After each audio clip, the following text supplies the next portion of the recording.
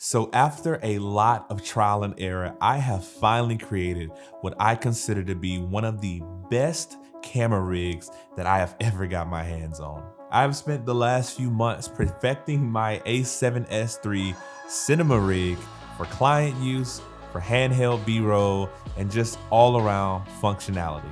So in this video, I'm gonna walk you through the advantages of this rig, some of the disadvantages it may have, and I'm gonna link everything down in the description below to make things super easy for you.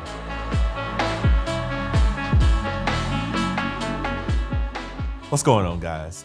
I finally have the pleasure to introduce you to my A7S III cinema rig. This thing is one inspired by my rigs of the past, but improved upon because there are certain things that this thing can do that no other rig I've ever had the ability to do, or I hadn't thought that far ahead. But having the Sony A7S III has really allowed me to do that. So I'm gonna walk you through my thought process, the individual pieces we have here, and altogether why they make this rig what it is. So let's talk about the core foundation this thing is built on, the Sony A7S III.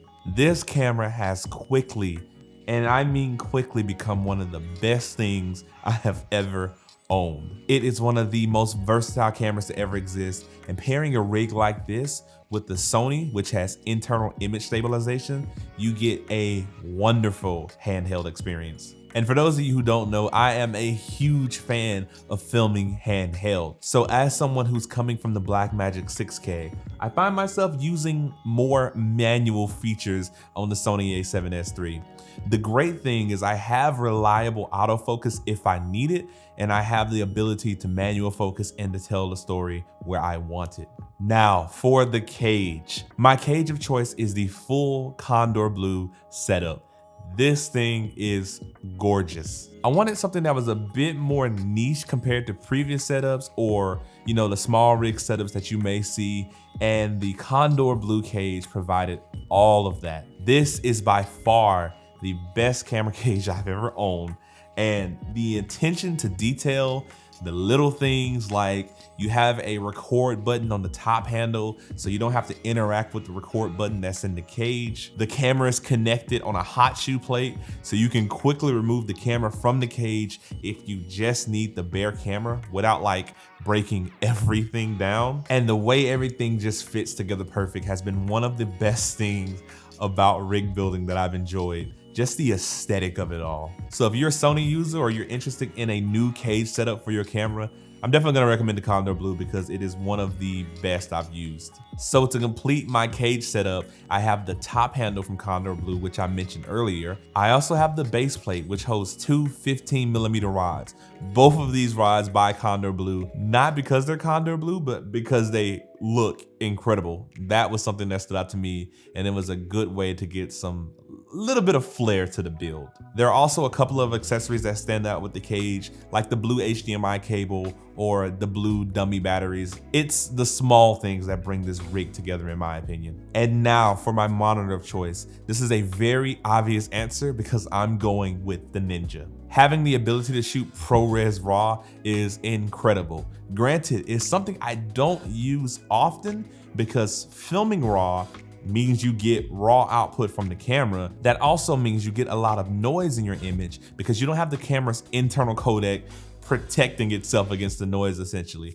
If you want to see exactly how this breaks down and like exactly what your image will look like before and after, shooting raw versus shooting internal, I'll leave linked in the description an amazing review by the DP Journey. This guy broke down everything you need to know about the Sony and the Ninja. Every way they are pretty much compatible, the advantages and the disadvantages, and it's a way better job than I can ever do explaining it. So huge shout out to the DP Journey. Thank you so much for answering any and every question that I had. The last thing when it comes to the Ninja and the Sony compatibility, the blue HDMI cable that you guys have always asking me about does not support RAW at 60p. If you want to do RAW at higher frame rates with the Sony, you need a pretty heavy duty HDMI cord. I will leave my favorite one linked down below. It's the one I currently have plugged in, and it's the one I pretty much use with all my cameras. Moving on, the current lens I have equipped with this rig is the Sigma 50mm 1.4. There is nothing too special about this lens, but I do enjoy the 50mm focal length, and I personally have a set of primes from 24 to 85 that I use consistently across the board because I am a prime shooter. I've tried shooting zooms, it just doesn't work. One of the most important things when it comes to my lenses though, is all of them have a 3D printed focus ring from Follow Focus Gears. This helps me pull focus and use my follow focus without a problem, so I 100% would recommend you get it for your lenses. Speaking of focusing, my focus method of choice is the Tilta Follow Focus Mini. I love this thing. There's no cables, there's not a lot of hassle, it's tiny, it's convenient to pack, and I can just slap it on my camera and it works flawlessly every time. I used to use the Nucleus Nano, but I got really tired of the batteries and really tired of having to plug everything in, so I went full manual. Now, one of my favorite pieces to this rig, the matte box. My matte box of choice is the Polar Pro Basecamp. This thing is pretty awesome because at this very moment, you can install multi-stage filters with it. It is super lightweight, super convenient. You can break it down, pack it really easy. It's just an incredibly versatile thing. And one of the best features is now it supports a anamorphic filter. So all of this haze and stuff that you're seeing, or here, that.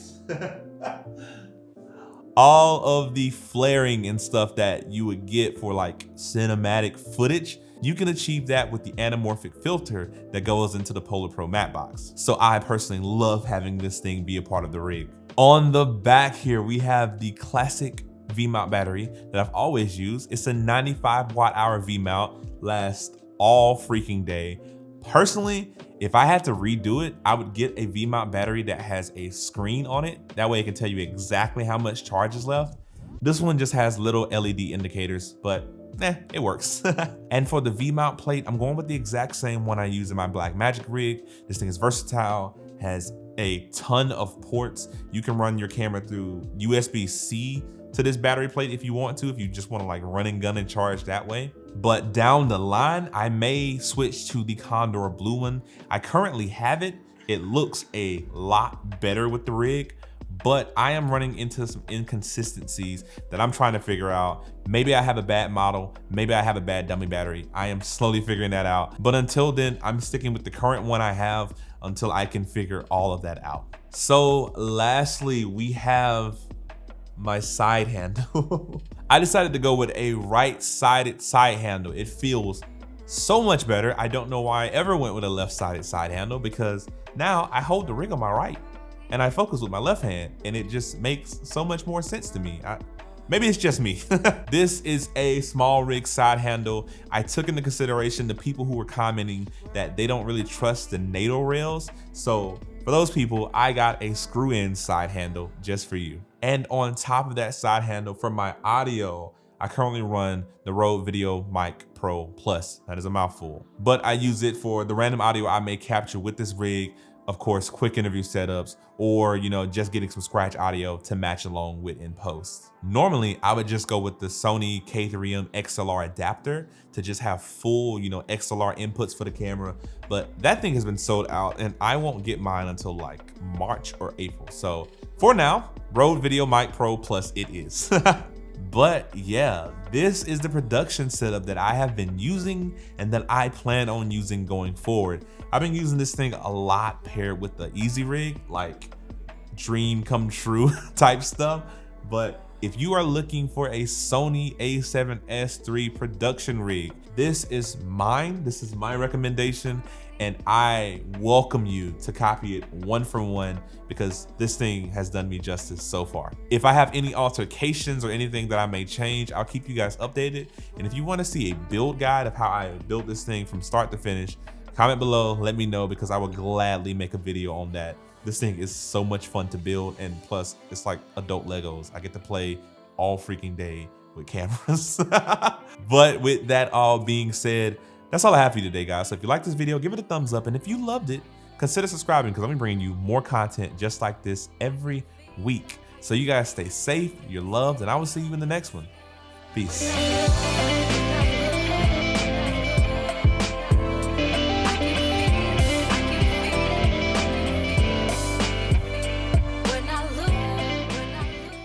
Can we just appreciate this flare? Look at this.